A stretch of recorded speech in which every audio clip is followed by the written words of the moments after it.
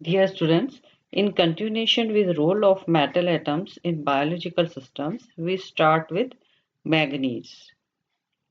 It is essential for normal bone structure, reproduction, and the functioning of central nervous system. The occurrence of these elements in organisms depend on external and endogenous conditions.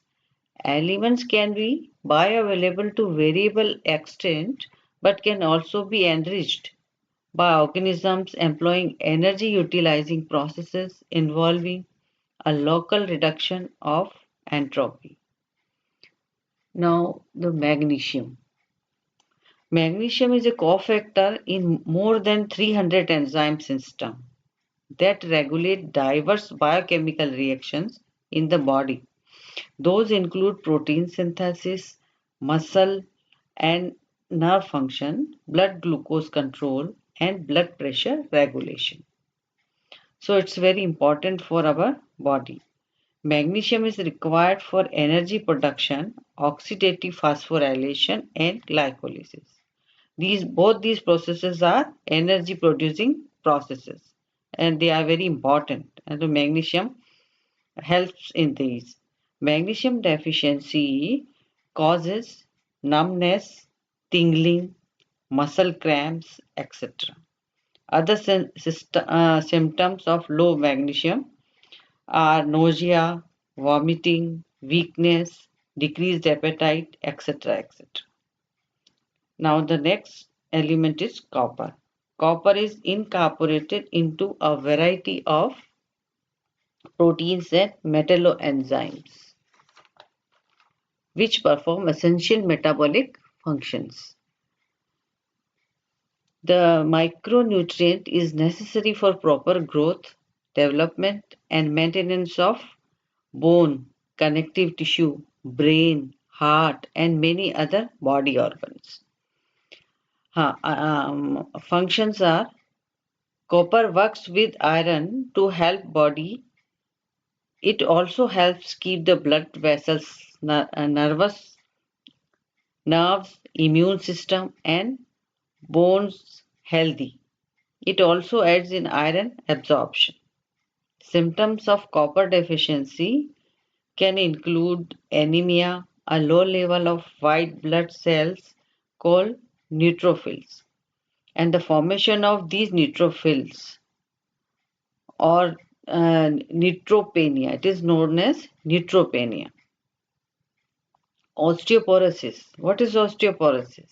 Osteoporosis means the slow decomposition of bones and paleness, hair with less pigment than normal. Long-term exposure to copper can cause irritation of nose, mouth and eyes, and it can causes headache also, stomach ache also, dizziness, vomiting and diarrhea. Initially, high uptake of copper may cause liver and kidney damage and even death. Whether copper is carcinogenic has not been determined yet.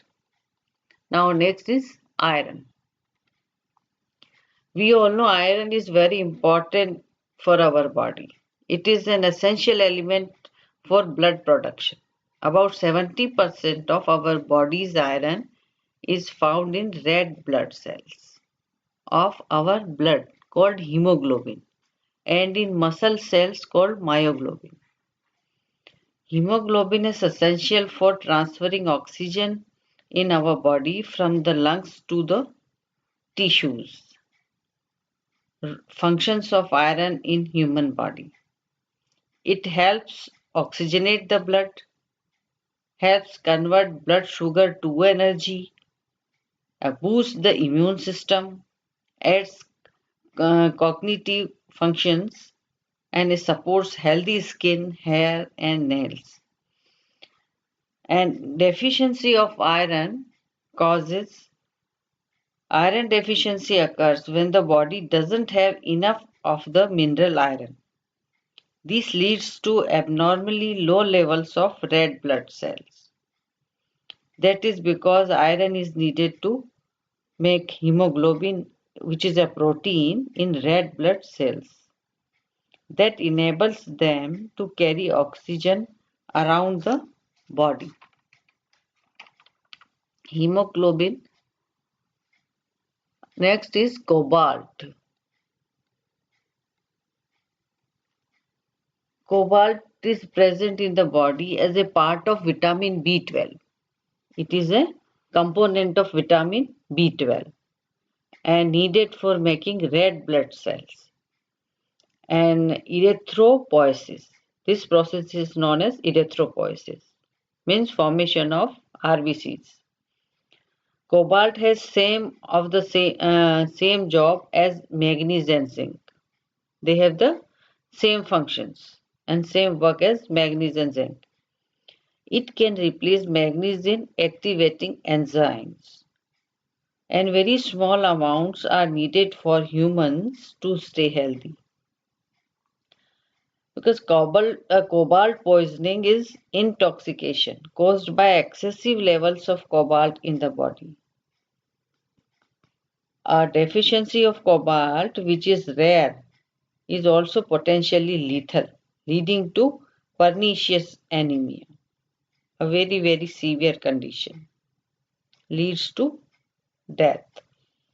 And normal level of cobalt in the blood is less than 12 nanomole per liter. That's all for the today, students. Thank you.